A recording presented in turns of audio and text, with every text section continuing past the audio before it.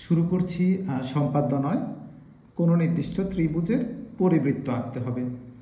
তো আমি প্রথমে একটা নির্দিষ্ট ত্রিভুজ নিলাম এবিসি। এবিসি ত্রিভুজের প্রথমে আমি পরিবৃত্ত আঁকতে হলে লম্ব সমদ্বিখণ্ডক আঁকতে হবে, যে কোনো দুইটা বাহুর। প্রথমে আমি এই এবি বাহুর লম্ব সমদ্বিখণ্ডক আঁকবো। লম্ব সমদ্বিখণ্ডক কিভাবে আঁকতে হয়? একটা বাহুকে অর্ধেকের থেকে একটা বাহুর অর্ধেকের থেকে একটু বেশি ব্যাসার্ধ নেব। তো অর্ধেক হয় এতটুকু, কিন্তু অর্ধেকের থেকে একটু বেশি ব্যাসার্ধ নেব। এই অর্ধেকের থেকে একটু বেশি ব্যাসার্ধ নিয়ে এই এবি এর এই এক পাশে একটা বৃত্তচাপ আঁকবো এবং অপর পাশে একটা বৃত্তচাপ আঁকবো বি থেকে। এবার এই এ থেকে এই বৃত্তচাপটা আমি যোগ করব। এই এ থেকে এই বৃত্তচাপটা যোগ করে দিলাম, আবার এই পাশের বৃত্তচাপটা আমি যোগ করে দিচ্ছি এটা। এখন এই যে বৃত্তচাপ দুটা যেই বিন্দুগুলোতে ছেদ করছে, এটা যদি আমি যোগ করি তাহলে পাবো হচ্ছে যে এই এবি এর লম্ব সমদ্বিখণ্ডক পাবো। এই এবি এর লম্ব সমদ্বিখণ্ডক আমি আঁকছি। তাহলে আমি এই দুইটা বৃত্তচাপ যেখানে ছেদ করছে ওটা যোগ করে দিচ্ছি। এই যে এবি এর লম্ব সমদ্বিখণ্ডক পেলাম, এটার নাম দিলাম আমি হচ্ছে যে এম আর এম ই।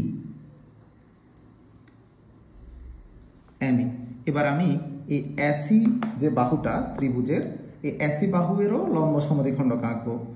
তাহলে এসি এর অর্ধেকের থেকে একটু বেশি ব্যাসার্ধ নেব, অর্ধেকের থেকে একটু বেশি ব্যাসার্ধ নিয়ে এই এবি এর এসি এর এই পাশে একটা বৃত্তচাপ আঁকবো আর এই পাশে একটা বৃত্তচাপ এঁকে নিলাম এই পাশে। এবার এ থেকে ওই বৃত্তচাপ দুটোটা যোগ করব। এই এ থেকেও সেম মাপে এদিকে একটা বৃত্তচাপ আর ওই বৃত্তচাপটা আমি যোগ করে দিলাম। এবার এই বৃত্তচাপটা যে বিন্দুতে ছেদ করেছে, যদি আমি ওই বৃত্তচাপ দুটোটার ছেদ বিন্দুটা যোগ করি তাহলে আমি যেটা পাবো সেটা হচ্ছে যে এসি এর লম্ব সমদ্বিখণ্ডক।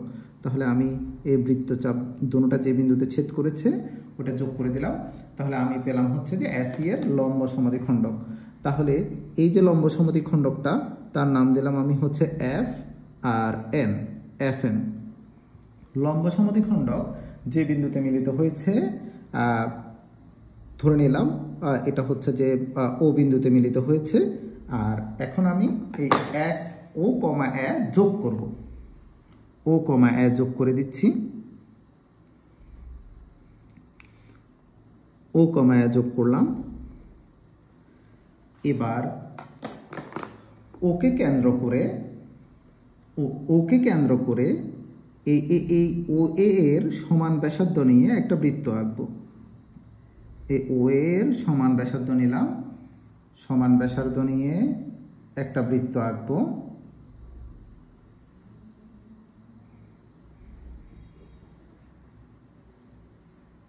ও এর সমান ব্যাসার্ধ নিয়ে একটা বৃত্ত আঁকলাম।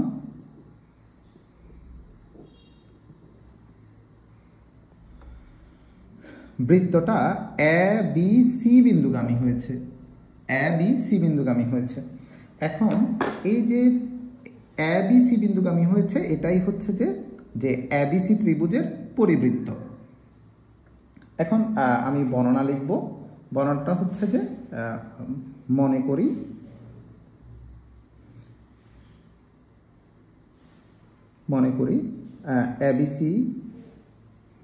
এবিসি একটি ত্রিভুজ। প্রথমে আমি এবিসি একটা ত্রিভুজ নিয়েছিলাম।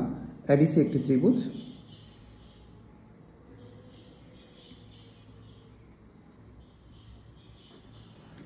এমন একটি বৃত্ত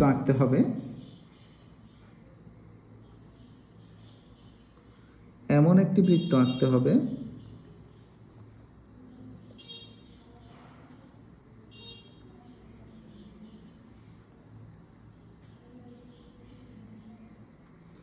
যা ত্রিভুজের তিনটি শীর্ষবিন্দু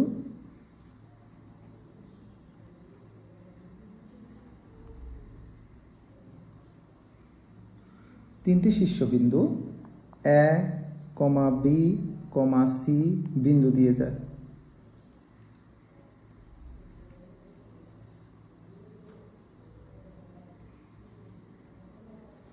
এবার হচ্ছে যে আমি অঙ্কনের বিবরণ দিব। অঙ্কন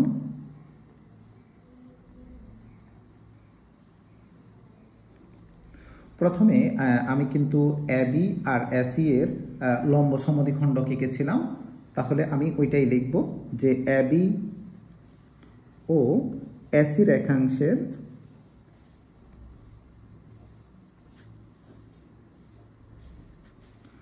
লম্ব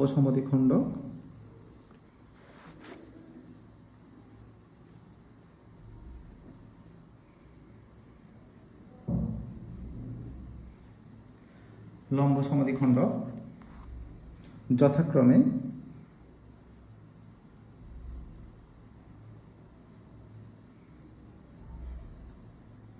ইএম ও এফএন আঁকি।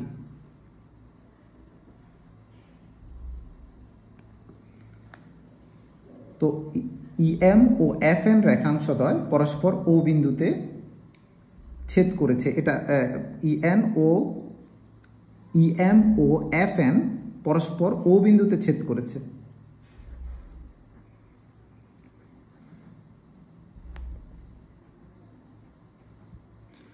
এফএন পরস্পর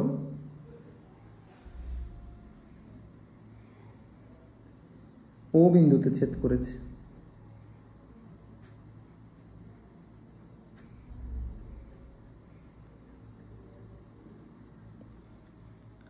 এরপরে কি করেছি যে ও কমা এ যোগ করেছি। ও কমা এ যোগ করি,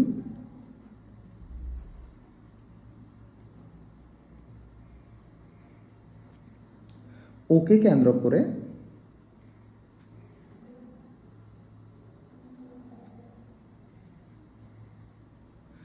ও এর সমান ব্যাসার্ধ নিয়ে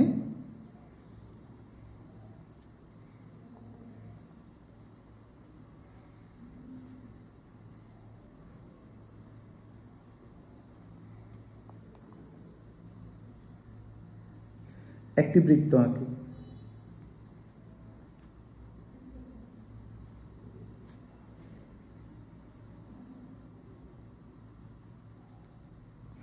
বৃত্তটি এবিসি বিন্দুগামী হবে। বৃত্ত আঁকি, বৃত্তটি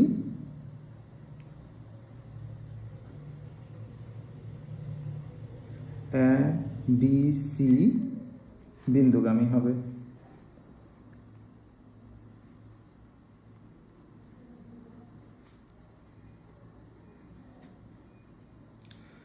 এই বৃত্তটি হচ্ছে যে ত্রিভুজ এবিসি এর পরিবৃত্ত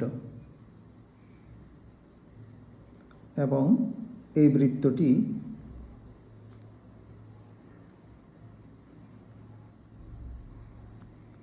ত্রিভুজ এবিসি এর নির্ণেয় পরিবৃত্ত।